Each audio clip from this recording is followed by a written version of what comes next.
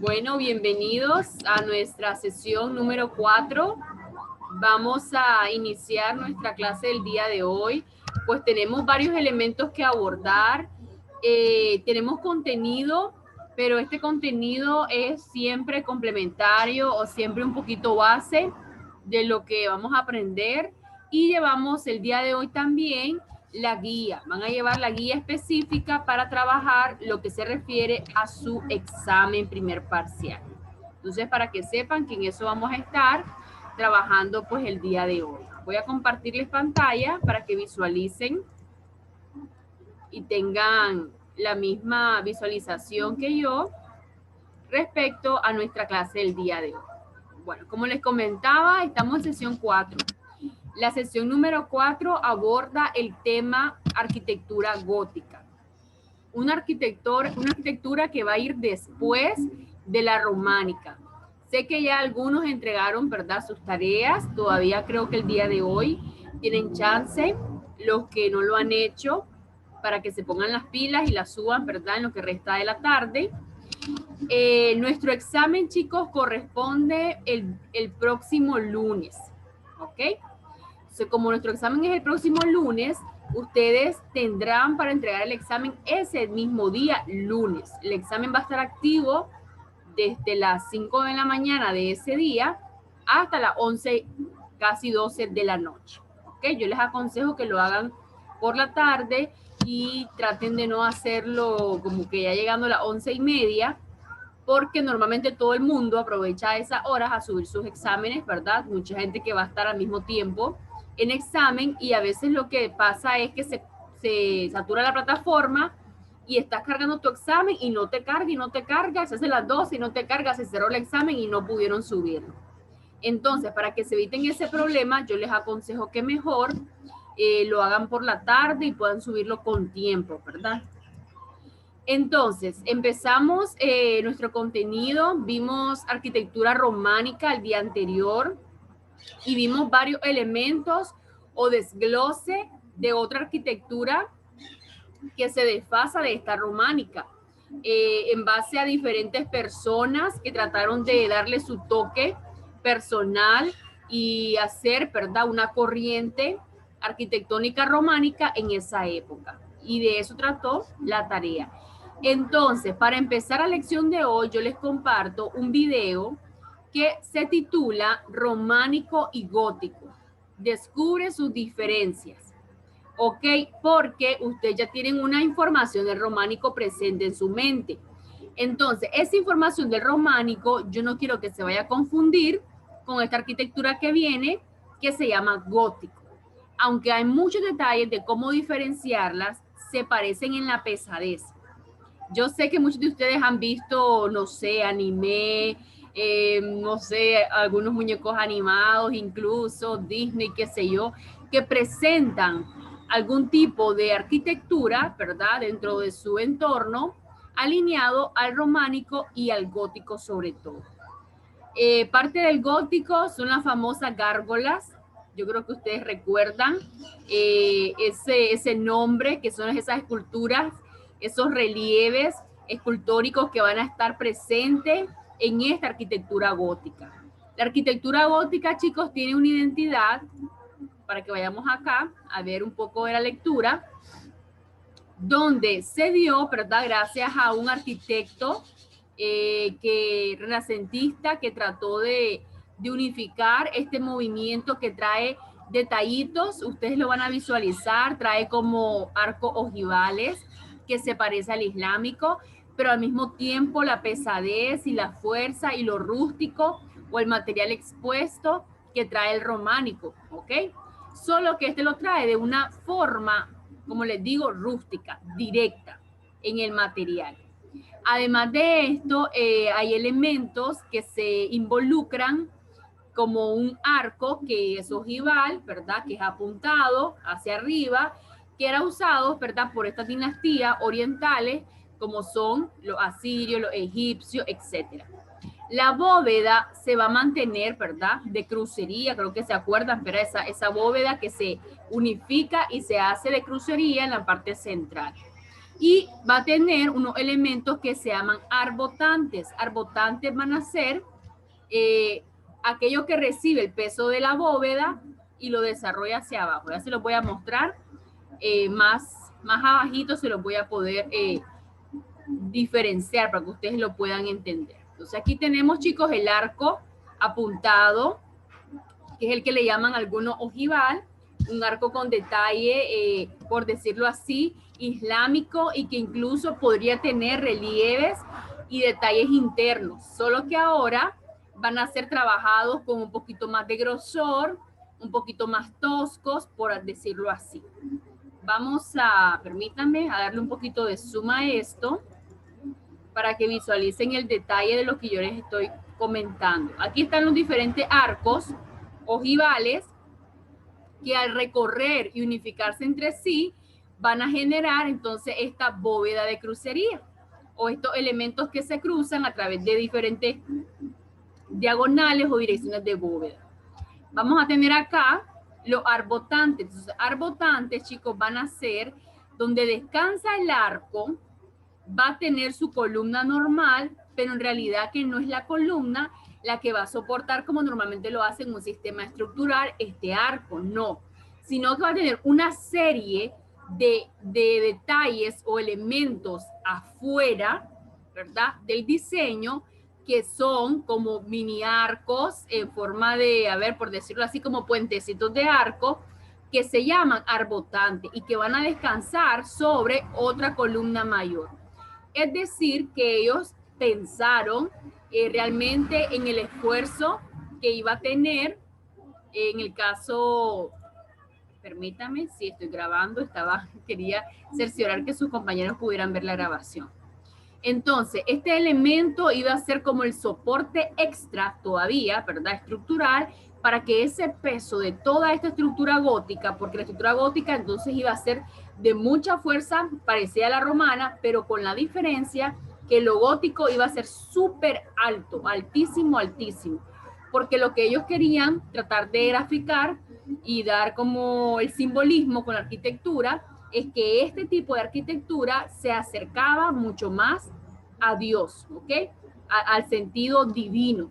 Entonces sus edificios iban a ser súper altos y incluso en la parte de arriba, lo que son las cubiertas, lo que son los elementos escultóricos, iban a ser en forma de torres como pinitos, ¿ok?, que le llamamos pináculos. Ahí lo vamos a visualizar como este. Todo iban a ser de esa manera como se visualiza acá. Las cúpulas iban a haber de diferentes tipos. Las cúpulas podrían ser, ¿verdad?, ya en este sentido poligonales, de forma siempre cupular arriba, con un extra detalle de vidrio y de elementos geométricos. Y vamos a tener, miren esta bóveda que preciosa, una bóveda, ¿verdad?, de crucería, como les comentaba, una bóveda que se cruza entre sí diferentes arcos y se llama bóveda de crucería. Los ventanales iban a ser con un sentido, ¿verdad?, parecido, como les digo, al islámico, en el sentido ojival, pero con un sentido grueso también en todo lo que es la conformación geométrica. Vamos a tener que ellos se rigen bastante por todas las figuras geométricas. Tienen un sentido donde cada una de las figuras va a tener una identidad total respecto a un centro simétrico. ¿Qué quiere decir esto? Ya sabemos que es simetría porque lo aprendimos en otra clase, ¿verdad? Entonces, a partir de la mitad, los objetos de decoración iban a ser totalmente idénticos. Aquí tenemos un rosetón interno en el arco que iban a ser parte de lo que identificaba y se duplicaba también en la conformación de las decoraciones, en este caso que tenía este estilo. Vamos a ver también que muchas puertas y fachadas van a tener mucho trabajo de referencia a la divinidad o a lo que ellos creen. En este caso, algunos santos, algunas personas importantes para ellos, con un relieve detallado, escultórico. Entonces ya ahorita se van a ver personas incluidas en ese arte como parte importante de lo que ellos creen, pero al mismo tiempo van a tener esos elementos escultóricos de gárgolas, de monstruos, que se creía que iban a ser los que protegían esta catedral, ¿verdad? O esta iglesia que ellos estaban creando con la arquitectura. Aquí tenemos un portal que es muy románico, pero que la diferencia está en el contexto del derredor. ¿Por qué? Porque igual que todo la arquitectura, chicos, arquitectura gótica también se mezcla, ¿ok? Con otros estilos. La arquitectura gótica viene, chicos, casi 200 años después, 2 siglos después de la románica. Entonces, para que más o menos nos ubiquemos en tiempo, no es que hoy se levantaron y dijeron, hoy vamos a empezar a hacer gótico, sino que al contrario, esto fue como un desarrollo hasta que vino este arquitecto y dio la cúspide importante para poder decir, bueno, este es el tipo de lo que vamos a plasmar. Es importante que ustedes vean el trabajo detallado de la escultura y cómo se va involucrando un trabajo geométrico, también escultórico. Recordemos que los arquitectos iban a ser los escultóricos de esta época. Imagínense calcular el radio de cada arco para poder saber cuántas esculturas iban a alcanzar ahí. Es un detalle muy, ¿verdad? Detallado, explícito, calculado geométricamente para que esto pudiera darse. Aquí podemos ver las enzimas que ellos van a tener, algunos frontones, algunos detalles. Como les digo, todo iba apuntado hacia arriba. Miren esos elementos en forma curva, pero con una especie de puntita. Lo que va a establecer es que todo apunta hacia la divinidad. Los capiteles podrían ser una combinación donde ya la época y el estilo clásico no permanece, ¿verdad? Como el caso del románico, sino que toman tal vez una especie como de capitel corintio, pero es todavía más trabajado y poniéndole más flor o más movimiento, más follaje, que pareciera más natural, que se pareciera al clásico, pero con un detalle más gótico, porque el gótico trata de darlo como más realista, ¿ok? El trabajo. Las columnas siempre iban a ser cilíndricas, pero el trabajo del derredor, porque tal vez por dentro iban a ser un cilindro, pero por fuera era un trabajo detallado de algunos nervios o detallitos que le ponen alrededor para poder dar lo que ellos creían que en ese tiempo era la mayor presentación del arte, en la ornamentación, en el detalle, en la decoración. Todo lo que ellos iban a decorar iba a ser conforme, chicos, a la naturaleza, ¿ok? Y tratar de hacerlo súper realista, que se pareciera lo más posible a los elementos reales. Van a ver ustedes que hojitas, van a ver el trébol es una de las plantas que ellos usan bastante. Aquí se puede ver un trébol, miren, se ve la hiedra retorcida como una especie de plantita que se va pegando en las esculturas, la misma vid, ¿verdad? O la planta de las uvas en este caso. Ok. Este es un corte o una vista interna, como que cortamos ahí y estamos viendo. Entonces, ¿qué vamos a ver? El pináculo, que son todas estas puntitas que vamos a encontrar en forma de pinito de altura, que le van a dar todavía más altura a la que ya tiene el edificio por sí. Vamos a ver que tiene 3 naves en su mayoría, algunas, otras tienen hasta 6, 5. Nave central, nave lateral, nave lateral. Arriba de la nave lateral se aprovecha, en lugar de dejarle un techo bajo, que de hecho pues lo tiene su techo bajo, pero arriba se unifica estos nervios, estos puentecitos que van a amarrar el peso de esta estructura hacia la siguiente columna extra que se coloca, ¿ok? Que se llaman arbotantes, estos elementos que ya los acabamos de explicar. Arriba de la nave central iba a estar una cercha, un sistema estructural de madera súper fuerte que iba a garantizar que el techo pudiera adherirse a una forma inclinada mayor. Acá vamos a tener la bóveda de crucería que va a ir adentro con esos impactantes decorativos de diferentes, ¿verdad? Arcos ojivales o punteados que se van a mezclar entre sí. Aquí tenemos también otro ejemplo de cómo era la estructura interna del arbotante antes que se rellenara. Y vamos a ver acá cómo se ve la parte de la columna o un contrafuerte que le llamamos, ¿verdad? Columna extra, se le llama así, contrafuerte, que ahí va a estar en la parte exterior. Aquí va como en construcción. Miren el cimiento, esta es la cimentación, y en esta parte de la nave central, en la cimentación se aprovechó para poner una cripta, o por decirlo así, algunos restos de algunos sacerdotes importantes o algunos personajes importantes para la época. Aquí tenemos otro esquema donde se ve el pináculo, los arbotantes, la nave central, la nave lateral, el contrafuerte, como todo este elemento que va a ser el soporte o el bloqueo. Hay un empuje de los arbotantes hacia ese contrafuerte, entonces el contrafuerte se detiene y permite que no colapse la parte central, ¿ok? Y todo el peso que va a tener este techo tan alto que ellos están planteando. Los materiales van a ser los mismos, chicos, piedra y cristal, y con diferentes elementos. Las plantas pueden seguir, ¿verdad?, la ideología de cruz latina o reducir un poco la cruz latina, que no sea tan lateral, el elemento de cruz que se va a interceptar, pero mantiene los mismos ambientes. Normalmente, chicos, las iglesias de ese entonces, además de ser iglesia, algunas aprovechaban para tener como un monasterio, ¿sí? Como un lugar para poder capacitar a todas las personas, ¿verdad?, que iban a estar, o en lugar de monasterio, anexo a la iglesia, iban a tener capillas, y como en este caso la iglesia que lo está fundamentando es la iglesia católica tiene, ¿verdad?, en su parte doctrinal o lo que ellos piensan de tener, ¿verdad?, y venerar a diferentes personajes. Entonces acá hay una capilla para cada tipo de personaje importante para ellos. Entonces acá van a ver ustedes capillas. Acá tenemos capilla, todo este derredor, incluso la 12 es capilla. La 10 es un claustro, lo que le llamamos un patio, un lugar de descanso, de esparcimiento, de aprovechamiento para que la ventilación también llegue, ¿verdad?, a todos los lugares.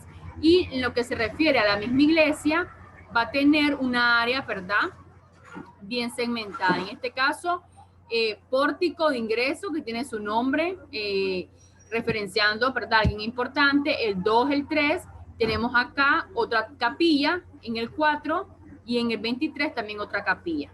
Lo que vamos a tener acá es una especie, ¿verdad?, de naves independientes y un sector también para las puertas específicas que tienen nombres para ellos y decoraciones de acuerdo al nombre. Si se llamaba, por ejemplo, Capilla San Juan de Regla, entonces la Capilla San Juan de Regla, que es la 4, que está acá, iba a estar decorada con esos elementos escultóricos que contaban parte de lo que hizo este personaje, ¿ok? Entonces, más o menos es la forma en la que ellos, ¿verdad?, trabajaban. Chicos, hacen su ejercicio, que el hecho, ¿verdad?, de que hoy vayamos a examen, tienen su prueba corta para que la realicen. Está todo en orden, solo ahí tienen que segmentar y contestar de acuerdo a parte de la lectura que se está compartiendo. Luego les comparto un poquito, chicos, acerca de la ideología gótica, ¿verdad?, y cómo se comportaba esa área grande que correspondía a, por decirlo así, un sector importante de la sociedad. Entonces vamos a tener la ciudad, área de huerto, área de cultivo, para ello era muy importante. Vamos a tener la propia iglesia, dentro de la iglesia, ¿verdad?, área, como les digo, del claustro, otras capillas, o iban a ser monasterios, o iban a ser bibliotecas, pero siempre anexo iban a estar elementos importantes que acompañaban la vida, el aprendizaje de la gente que iba a estar, ¿verdad?, en la iglesia. Aquí tenemos algunos huertos personales para el sector, ¿verdad?, de la iglesia, e incluso para los que estaban ahí sirviendo. Tenemos, ¿verdad?, diferentes catedrales que fueron apareciendo. La diferencia entre catedral y abadía, chicos, es mínima. Lo que pasa que en esa época habían, pues, la costumbre de que algunas iglesias no se podía acceder. Recuerden que antes se manejaba una sociedad muy estricta, entonces a veces a las catedrales entraban las personas y a las abadías no entraban, de acuerdo al carácter social e importancia, ¿verdad?, de las personas. Algunas solo quedaban como en una parte de pórtico de acceso y el resto de la gente importante sí podía pasar. Entonces la arquitectura gótica se dio, chicos, primero en Alemania, en Inglaterra, en Italia y España. Por eso ustedes van a ver que ahí es que está el boom de la arquitectura gótica internamente, Como les digo, la podemos diferenciar por el tipo de arco, la podemos diferenciar por la gran altura, la podemos diferenciar por su fachada, ¿verdad? Porque en materiales, pues básicamente son los mismos que el románico. La construcción llevaba bastante trabajo y obviamente explotación, ¿verdad? Los esclavos que en ese momento estaban, ya que el trabajo era muy fuerte.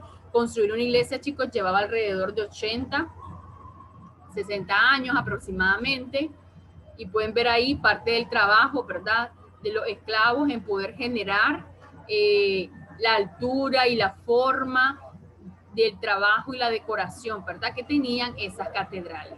Pues yo se los voy contando de una manera un poquito más segmentada, que ustedes vean cómo lo planificaban, cómo eran los planos de esa época, y es muy impresionante ver que realmente los arquitectos de aquella época trabajaban mucho más que nosotros, trabajaban a mano, trabajaban a escala, a proporciones. Ahora nosotros trabajamos digital y otra era, pero bueno, ¿verdad? Ver la manera en que ellos trabajaban y reconocer que lo que hacían, lo hacían, ¿verdad?, con toda el arte y toda la composición arquitectónica.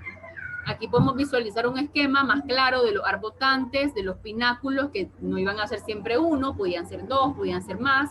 El contrafuerte, que es esta columna exterior, que iba a tratar de sostener todo el peso. Y ahí voy mencionándole cada uno de los elementos que tiene, ¿verdad?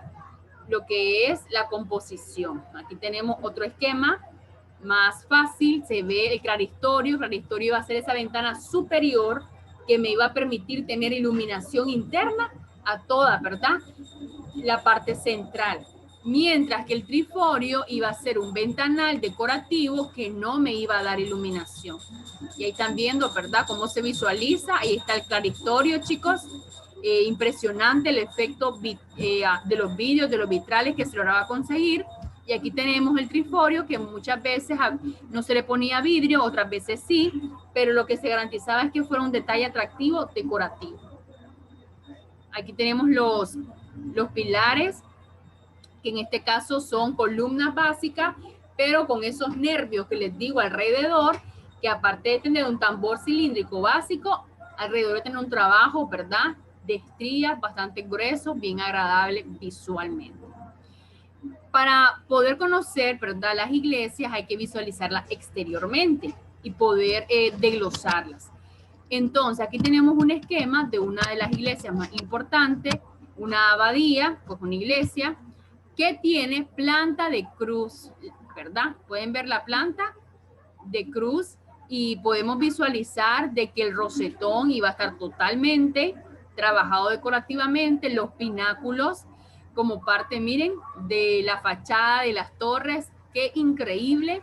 Estamos hablando, chicos, de iglesias de 180 metros, iglesias enormes. Imagínense que si yo quiero poner una escala humana aquí, no la puedo visualizar porque la escala humana es muy pequeña para el tamaño de estas iglesias, ¿ok? Para que miremos la magnitud de lo que la comprende. Entonces, aunque fueran asimétricas, las fachadas siempre iban a terminar con este elemento que les cuento de altura, donde la cubierta o la torre iba a parecer que llegaba al cielo. Entonces, acá tenemos los elementos básicos: torre, la nave lateral, se visualiza acá, porque estamos viendo la de lado, ¿verdad? Los contrafuertes, todas estas columnas que se visualizan acá, donde descansaban los arbotantes, viéndola de un lado. Miren, estamos viendo este lado, estamos viendo ahorita. No estamos viendo de frente, estamos viendo de un lado. Aquí se ve este rosetón hermoso, precioso, en una puerta que está lateral. Miren qué cosa más bella, cómo es el acceso de esta puerta que tenía un nombre, tenía una historia, una escultura que contaba X personaje importante de la época. Es un pórtico lateral, pórtico central de esa puerta principal. Acá, la parte más alta iba a ser la nave central, que es esta que visualizamos acá, y tenemos los arbotantes que iban a estar en el descanso de toda esta conformación, ¿verdad?, del peso central, para que descansara en los contrafuertes. Alrededor, en la parte de atrás, iban a estar las capillas que apenas se ven por aquí.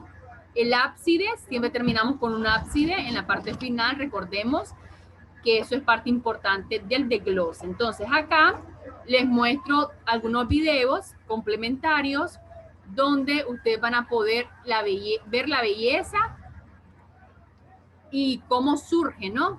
Esta arquitectura. Entonces vamos a ver allá, les vuelvo a ustedes a comentar acerca de las naves, de los cuerpos, los sostenes, los contrafuertes, hablamos de la bóveda de crucería, ya sabemos que es un transepto, aquí lo vamos a repasar, que es un transepto, y básicamente es poder, ¿verdad?, ir conociendo esas fachadas y poder diferenciar gótica, románica, de acuerdo a esos elementos básicos que los están complementando. Es importante saber diferenciar entre un elemento y otro, saber que la luz siempre va a ser importante en el interior, saber que hay varios elementos, chicos, que van a desligar también al arquitecto, ¿verdad?, de la parte divina, pero como arquitecto muchas veces se nos va a solicitar de pronto que diseñemos algo que no conocemos o que no conocemos la religión, que no conocemos la forma de vida. Lo que tenemos que hacer es tratar de aprender, investigar, profundizar en ese tema. Entonces, en este caso, los arquitectos eso hacían, obviamente que tal vez era una religión de la época y todos pues la manejaban, pero en el caso de ustedes, de pronto les van a dar un diseño todo japonés, con ideología asiática, entonces van a tener que investigar y van a tener que poder aplicarla, ¿no? Entonces vemos ahí el ejemplo de cómo se transmitía un simbolismo o un modo de pensamiento religioso a lo que es la arquitectura. ¿Qué vamos a tener en la arquitectura gótica? Luz, verticalidad, vamos a tener puertas, vidrieras, cubiertas y plantas que me van a transmitir funcionalidad, ¿verdad?, y estabilidad en circulación. Vamos a tener escultura, como les digo, la parte, tanto escultura humana, que son esos elementos que ellos veneraban o reverenciaban, y también estos otros elementos como son las gárgolas que iban a ser sus, por decirlo así, escultura de protección para ese tipo de iglesia. La pintura iba a estar presente, obviamente ya no es tan exagerada ni colorida, pero iba a estar presente en colores neutros que se puedan combinar con el tono de la piedra. Iban a estar pinturas sobre madera también, iban a tener algunos dibujos en miniatura, en pintura, porque en escultura es que sí lo hacen exageradamente grandes. Entonces vamos a tener esas tres líneas: arquitectura, escultura y pintura en todo lo que es el gótico. Ahí les comento algunos ejemplos de algunas iglesias para que más o menos ustedes manejen el nombre de cada una de ellas. Vamos a ver acá otra lectura que ustedes la van a ver al detalle en su casa, pero se las quiero mostrar. Es una lectura de 20 páginas donde explica los símbolos, el significado y cómo es la forma de vida, ¿no?, de el momento y de la época cuando se dio este tipo de arquitectura. Aquí tenemos un ejemplo más animado de la arquitectura gótica. Ahí lo pueden visualizar, ahí voy mostrándoles el pináculo, las gárgolas, ahí se aparecen las gárgolas, ahí quién sabe dónde me metí. Entonces acá, para que ustedes puedan irlo visualizando, la parte dinámica de un 3D que demuestra cada uno de los elementos, que es muy fácil y que tienen ustedes que aprenderse. El arco fajón era la transición de un arco a otra bóveda de crucería. ¿Okay? Bóveda de crucería, cuando se juntan los arcos y se unifican entre sí en direcciones opuestas. Pero el arco fajón iba a separar una bóveda de crucería de otra bóveda de crucería y así sucesivamente. Muy bien, chicos. Entonces, esa es nuestra clase de hoy. La arquitectura gótica. Léanla, vean los videos, métanse en la realidad de lo que fue esta arquitectura y que todavía hoy sigue siendo resguardada. Me dice Zoom que ya me quedan 10 minutos. Bueno, voy a apurarme entonces. Vamos a ver lo del examen. En el examen vamos a hacer lo siguiente. Hemos estado trabajando de forma práctica. Entonces, ahora necesito que realicen una propuesta tridimensional, ya sea a mano o ya sea en SketchUp, la gente que cree que ya domina SketchUp. No importa si lo quieren hacer a mano o en SketchUp. Vamos a pensar en un pórtico de acceso o en un acceso de la Universidad del Valle. Ok, ¿qué es un pórtico de acceso? Eso que tenemos aquí en visualización.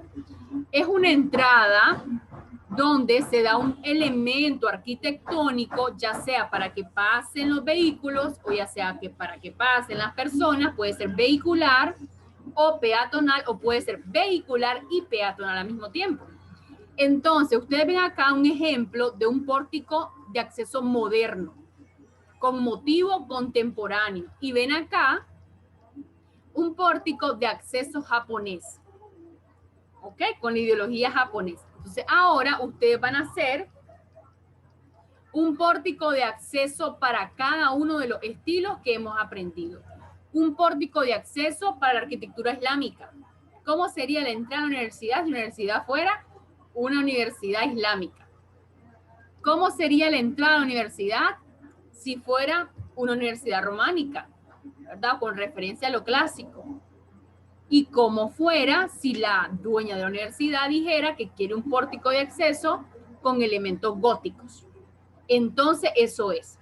Ustedes ven cómo son los elementos de cada uno de los estilos que hemos visto, y ni siquiera les pido que sea arte visigodo, no, ni siquiera así, solo el general, islámico, y ponen los elementos islámicos, románico, y ponen los elementos románicos, gótico, y ponen los elementos góticos, ya sea a mano o ya sea en digital.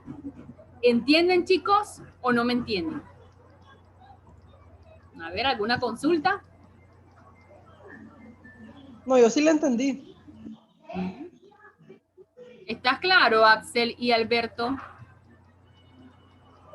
Sí, profe. Perfecto. Entonces, solo es tratar de desarrollar un poquito la manito, rayar, probar, este elemento lo voy a poner, me queda bien, ¿cómo hago para que pase un vehículo en la entrada a la Universidad del Valle? Ok, ¿quieren medida? Ok, aproximadamente la entrada a la universidad mide 5 metros, donde pasan los vehículos, aproximadamente. Entonces piensen en 5 metros y cómo lo pueden organizar, cómo lo pueden poner, qué elementos islámicos, ¿verdad? Quisieran ponerle, o qué elementos de altura del gótico, y así, proponer. ¿Ok, chicos? Yo sé que ustedes son bien creativos y perfectamente podrían, ¿verdad?, generar un producto bastante atractivo. Okay. Si no hay dudas y todo está claro, les deseo mucha suerte para su examen, pónganse las pilas, me lo presentan bien bonito, si es a mano con color, bien aplicadito, y si es en SketchUp, póngale una textura bonita, agradable, para poder también plasmar lo que son los materiales de ese tipo de arquitectura. Cada una de ellas tiene su valor, el examen vale 15 puntos y estará disponible todo el día lunes para que ustedes entreguen su presentación en PowerPoint, pero convertido a PDF, o un documento en Word convertido a PDF. Como ustedes quieran, ¿verdad? Lo pueden hacer, pero les recomiendo que sea en PDF para no tener dificultades en la descarga, porque a veces me salen dañados los archivos cuando no vienen PDF. Mis saludos, muchachos, pónganse las pilas y que sea éxito, ¿verdad?, esta semana de examen. Nos vemos. Gracias, profe. Buen día.